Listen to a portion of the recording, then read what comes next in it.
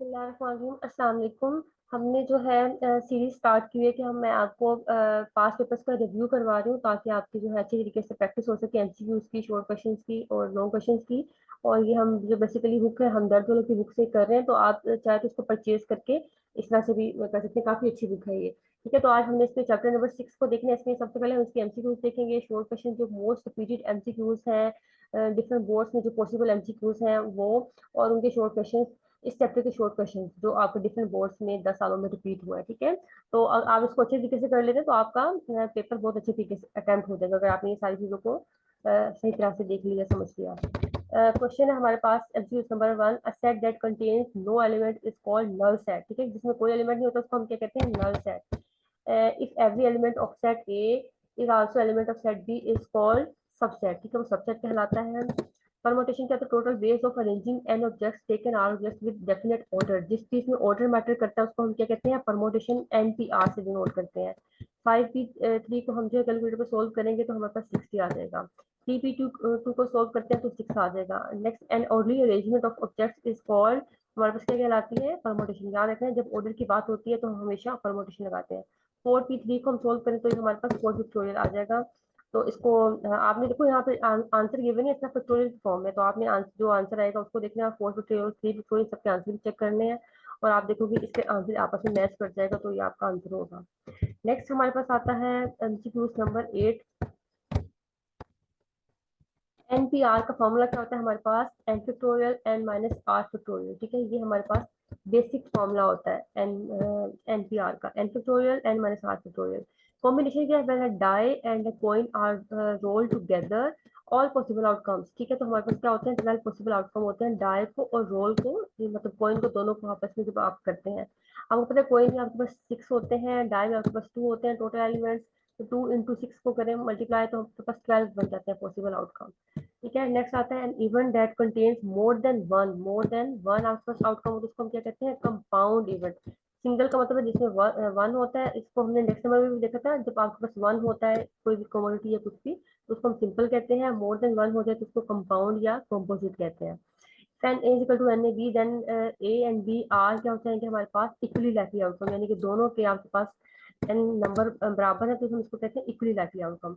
If two dice are roll the possible outcomes are 36। ठीक है, हमारे पास पॉसिबल आउटकम 36 होते हैं। आपको पता है ना, आप एक चार्ट सा बना लेते हैं, यहाँ पे 1 2 3 4 5 6, यहाँ पे 1 2 3 4 5 6, इस तरह से आप जब आप यहाँ पे काउंट करते हैं तो टोटल 36 आपके पास यहाँ पे बनते हैं। नेक्स्ट 5 से 3 को हम सोल्व करें तो आंसर आता है हमारा 10। इसके बाद आता है एमसीक्यूज नंबर 14 हमारे पास, an arrangement of objects without regarding the order. Order के बगैर जो चीज आ रही होती है उसको हम क्या कहते हैं? कॉम्बिनेशन। अभी मैंने आपको बताया था जिसमें ऑर्डर मैटर करता है वो परमुटेशन, जिसमें ऑर्डर नहीं करता वो कॉम्बिनेशन। नेक्स्ट है अ coin is toss 3 times. 3 times हमें इसको टॉस करना है, the total number of outcomes हमारे पास 2 raised to power 3 हो जाएगा, यानी कि 8 आ जाएंगे इसका हमारे पास रिजल्ट। 8 भी लिखा हुआ आ सकता था आपको, इस तरह से 2 raised to power 3 भी आ गया, यानी कि 2 आउटकम पॉसिबल होते हैं इसमें। ठीक है, हेड और टेल 2 पॉसिबल आउटकम होते हैं और उसकी पावर 3 ले ली कि हम 3 टाइम्स को रिपीट कर रहे हैं। इसका कॉइन स्टोर्स 4 टाइम्स का मतलब है 2 raised to power 4। 2 raised to power 4 करोगे आप तो हमारे पास आंसर आ जाएगा 16। A set of all possible outcomes of random experiment is called sample space। ठीक है, all possible outcomes हमारे पास क्या कहलाते हैं? sample space। याद रखना है ये चीज। The term sample space is used all possible outcome। मैंने आपको कहा ना all possible outcome का मतलब है sample space, sample space का मतलब है all possible outcome। दोनों चीजें इंटरचेंजली यूज हो जाती है। Two events A and B are called disjoint or mutually exclusive if A intersection B हमारे पास क्या कहलाता है? फाइव। ठीक है, क्या होगा अगर ए इंटरसेक्शन बी हमारे पास 5 होगा तो हम इसको क्या कहते हैं? म्यूचुअली एक्सक्लूसिव या डिसजॉइंट इवेंट भी हम कह सकते हैं इसको।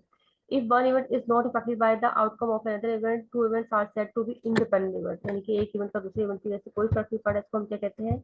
Independent event. नेक्स्ट हमारे पास 4c3 हमारे पास आता है सोल्व करके। 4 when 3 coins are tossed simultaneously the number of all possible outcomes are 8। ठीक है, 2 raised to power 3 करेंगे तो 8 आ जाएगा। Next, an event having only one possible outcome is called simple event। 5c4 को सोल्व करें कैलकुलेटर पे, 5 आ जाएगा। If A B are two mutually events then A probability of A intersection B को क्या कहते हैं? 5। आता है probability if A and B are two independent events, probability of, ये हम इसको कह सकते हैं सिंपल मल्टीप्लाई की फॉर्म में लिख सकते हैं इंडिपेंडेंट इवेंट्स को। नेक्स्ट आता है हमारे पास 1.5 के नॉट, आपको पता है प्रोबेबिलिटी मैंने आपको क्लास में बताती रही हूँ हमेशा 0 से 1 के दरमियान में लाई जाती है।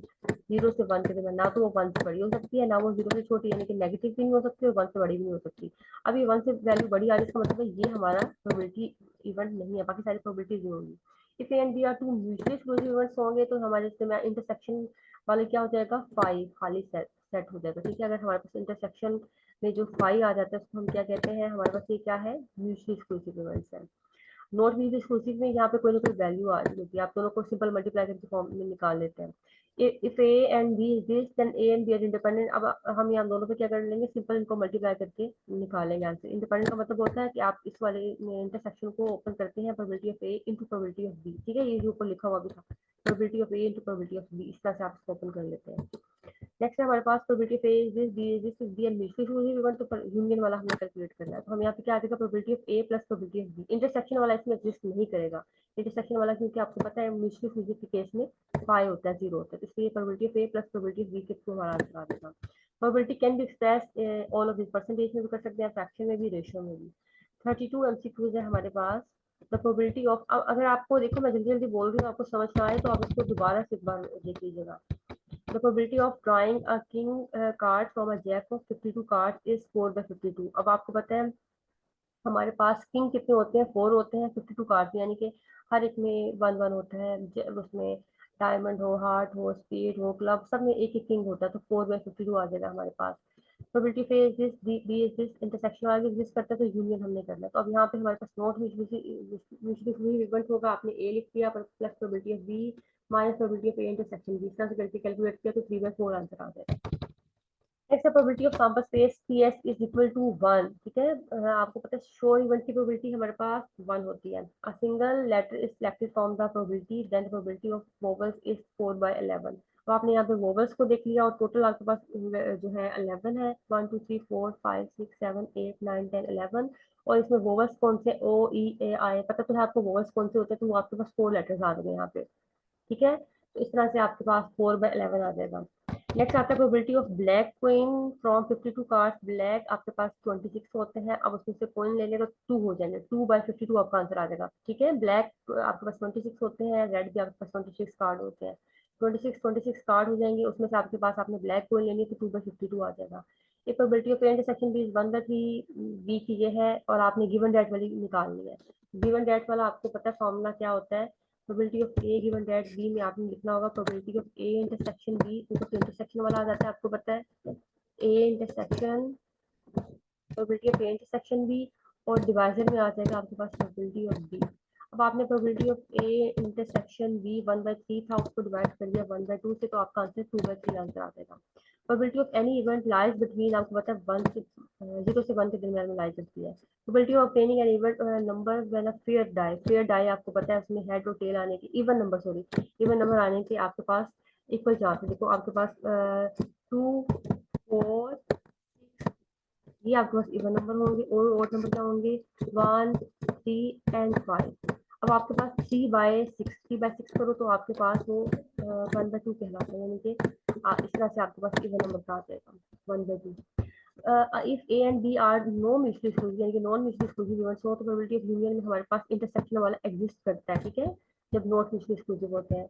नेक्स्ट एमसीक्यूज नंबर हम देखने लगते हैं 41। Given probability of A complement intersection B complement equal to, आपके पास वैल्यू है 3/10, then probability of A union B. अब आपने कॉम्प्लीमेंट वाला आपको गिवन है, सिंपल वाला फाइंड करना है, तो आपने क्या लिखा, इसको हम 1 माइनस दिस करके आप निकाल सकते हैं। ये आपने probability of A union B निकाला, तो आप यहाँ पे लिख सकते हो 1 माइनस ये वाला जो आपके पास वैल्यू आ रही है इंटरसेक्शन के साथ, कॉम्प्लीमेंट के साथ। तो प्रोबेबिलिटी ऑफ श्योर इवेंट क्या आपको पता है 1 होती है, जो हमने पीछे भी देखा था। Two fair coins are tossed up to fear है, 2 है तो इसका मतलब 2 raised to power 4, इसका मतलब आपके पास टोटल हो जाएगा probability of getting head on first. Head जो है वो फर्स्ट पे है, तो हमारे पास हेड, देखिए अगर मैं इसको लिखती हूँ तो आ जाएगा आपके पास हेड हेड, दोनों पे हेड आ जाएगा, हेड टेल ये आ जाएगी पॉसिबिलिटी, और इसके बाद आ जाएगा टेल हेड, और नेक्स्ट पॉसिबिलिटी हो जाएगी हमारे पास टेल के। 4 आउटकम ही आ सकते हैं ना हमारे पास टेल के। अब हमारे पास फर्स्ट में हेड आए वो सिर्फ 2 ही है यहाँ पे, 2/4 आपका आंसर हो जाएगा। Two fair coins are tossed, probability of that both faces will matching is given. अब आपके पास यहाँ पे आपको पता है दो फेयर जो है कॉइन्स आपने लेने हैं और probability that both faces will matching, यानी कि दोनों हेड हेड हो या दोनों टेल टेल हो, तो हमारे पास आंसर आ जाएगा 2/4। प्रोबेबिलिटी ऑफ ड्राइंग है रेड कार्ड, रेड मैंने आपको बताया ब्लैक 26 होते हैं, रेड और 26 होते हैं आपके पास ब्लैक, और 52 कार्ड, तो 26/52 करेंगे तो 1/2 आंसर आ जाएगा इसका। नेक्स्ट आप देखने लगे हैं MCQs number 46।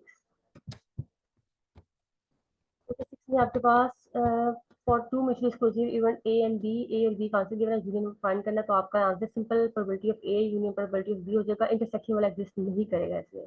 Probability of an event can not be, हमारे पास लेस देन 0 नहीं हो सकती, यानी कि नेगेटिव नहीं हो सकती, 1 भी हो सकती है, ग्रेटर देन 1 भी हो सकती है, और इक्वल टू 1 भी हो सकती है, 0 सॉरी इक्वल टू 0 भी हो सकती है, ग्रेटर देन 0 भी हो सकती है, 1 भी हो सकती है, लेस देन 0 यानी कि नेगेटिव नहीं हो सकती। यहाँ पे जो ऑप्शन है, probability can not be exceed 6.4, 1 से एक्सीड नहीं कर सकती हमारी प्रोबेबिलिटी, ये 6.4 मिस प्रिंटिंग होगी। तो probability of drawing and ace card, ए सब आपको पता है 4 होते हैं आपके from a pack of 52 card, तो 4/52 आ जाएगा, यानी कि ए को ए कहते हैं।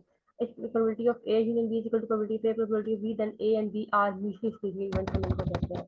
Probability of drawing a card spade from a deck of playing card is 1/4, ठीक है, हम ये इस तरह से करते हैं।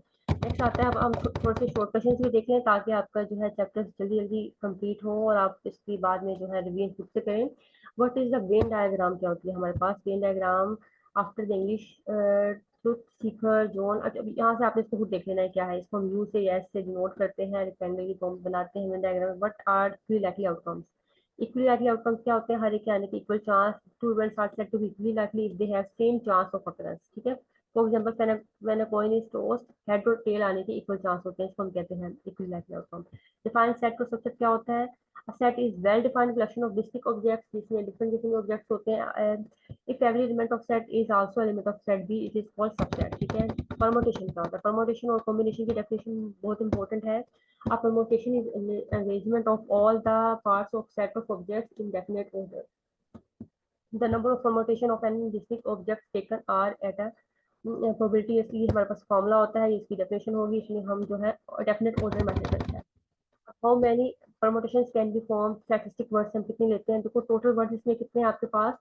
जब भी आपके पास इस तरह से किसी वर्ड की पूछते हैं कि हाउ मेनी परमुटेशन या हाउ मेनी वेज, इसको हम एक्सप्रेस कर सकते हैं, पहले तो आपने टोटल लिखना होता है, टोटल आपके पास 10 फैक्टोरियल हो जाएगा।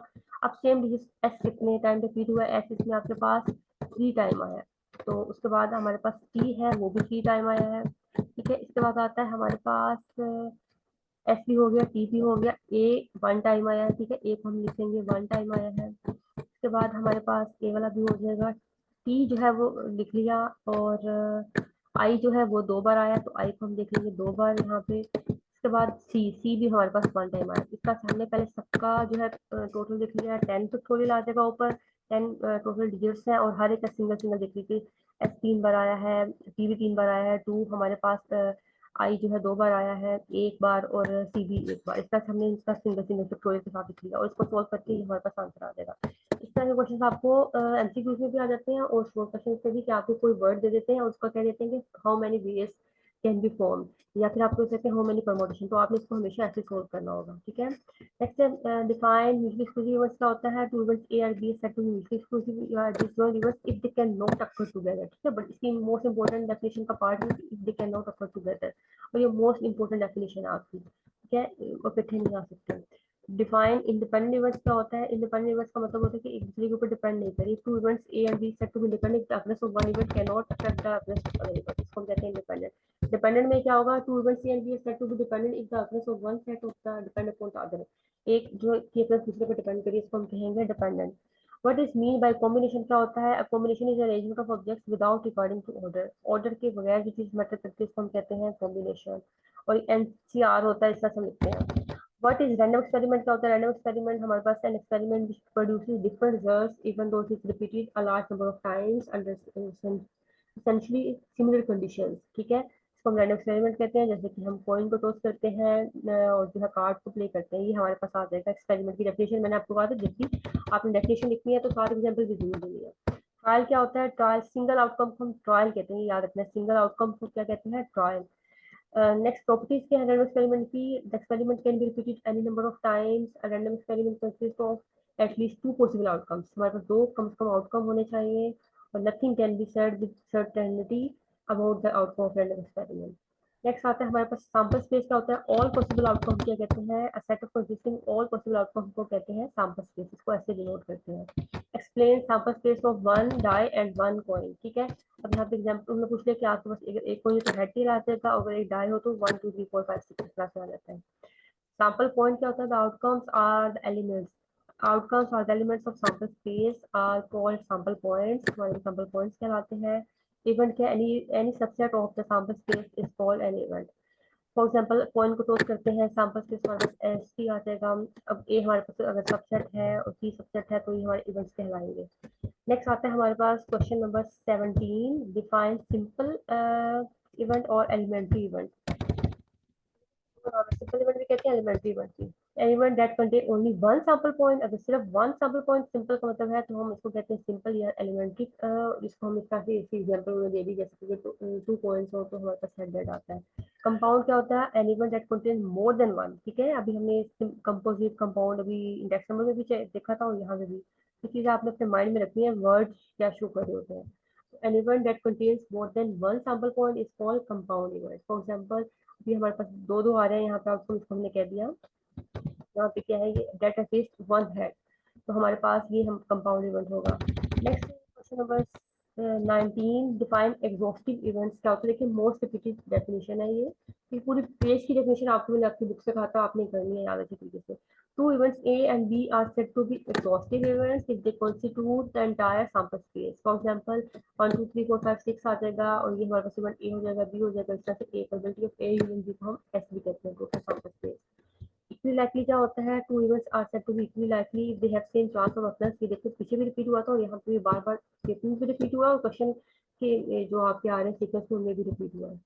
तो इसके बाद आता है state additional law of mutually exclusive events. आपको बताइए इसका क्या है, if two events A and B are mutually exclusive then the probability of A और B will occur if the sum of probability. अब इसको हम ऐसे लिखते हैं म्यूचुअली एक्सक्लूसिव इवेंट्स को। नॉन म्यूचुअली एक्सक्लूसिव में आपका साथ इंटरसेक्शन वाली टर्म भी आ जाती है। तो यहाँ पे आपने आपसे उन्होंने स्टेटमेंट पूछ ली, जो आपका थ्योरम था, थ्योरम की स्टेटमेंट पूछ ली है।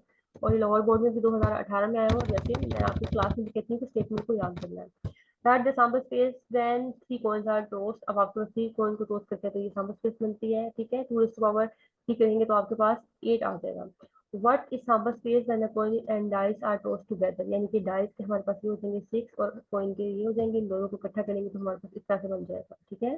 जैसे हम अगर दो डाइस हो तो एक यहाँ लिख लेते हैं, एक डाइस का यहाँ लिख के 1 1 1 2 इस तरह से बना लेते हैं, इस तरह से हमने ये कॉइन और डाइस का कंबाइन बना लिया। क्वेश्चन नंबर 24 है एनसीआर एनपीआर, इनका फॉर्मूला बताना है। एनसीआर का formula N factorial R factorial R N minus are factorial. NPR का N factorial N minus are factorial, दोनों के फॉर्मूलाज यहाँ पे पूछेंगे बेसिकली।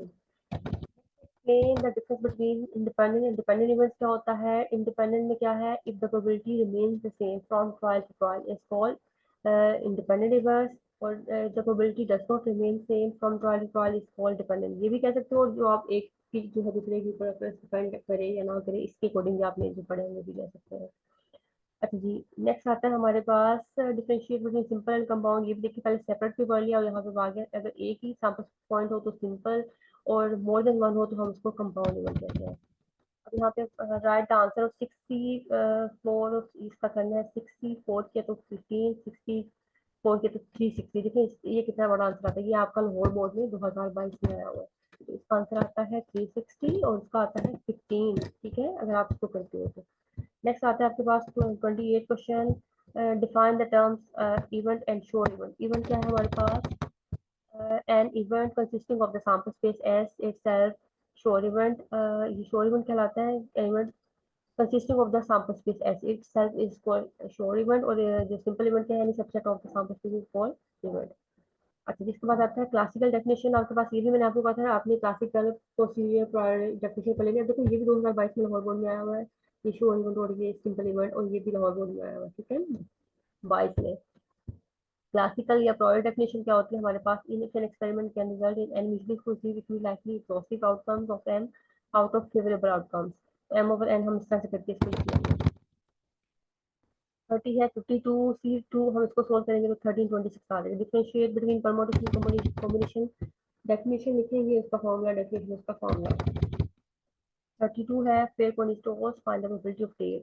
अभी एस है आपके पास, n of S, probability of T आपने टी बता दिया, तो यहाँ पे 1/2 यानी कि हेड और टेल आने की इक्वल चांस है। फेयर का मतलब होता है इक्वल चांस है, तो यहाँ पे 1/2 दोनों का आ जाएगा। Explain the sample space of 2 points. अब आपके पास ये आपके पास आ जाएगा sample space total. Write down the short term event क्या होता है, यहाँ पे ये भावल में भी आया हुआ है। सिंपल इवेंट क्या होता है, subset of sample space is called event. Define impossible आपके पास क्या होता है, event an event which can not happen is called impossible event. ठीक है, अब इम्पॉसिबल इवेंट की प्रोबेबिलिटी हमारे पास 0 होती है, इम्पॉसिबल की 0 और श्योर इवेंट की 1 होती है। आई होप आपको आज का लेक्चर क्लियर होगा। आज हम यहाँ पे 35 जो है शॉर्ट क्वेश्चन तक देखते हैं, और इसके हमने जो है एमसीक्यूज भी देखे हैं, शॉर्ट क्वेश्चन भी 35। आपने सारी डेफिनेशन को रिपीट करना है, रिवीजन करनी है। आप पढ़ी हुई तो पहले है, लेकिन बस यहाँ पे आपने रिवीजन करनी है अच्छे तरीके से। ठीक है, आई होप आपको लेक्चर क्लियर है। कुछ भी पूछना हो तो आप पूछ सकते हैं। अल्लाह हाफिज।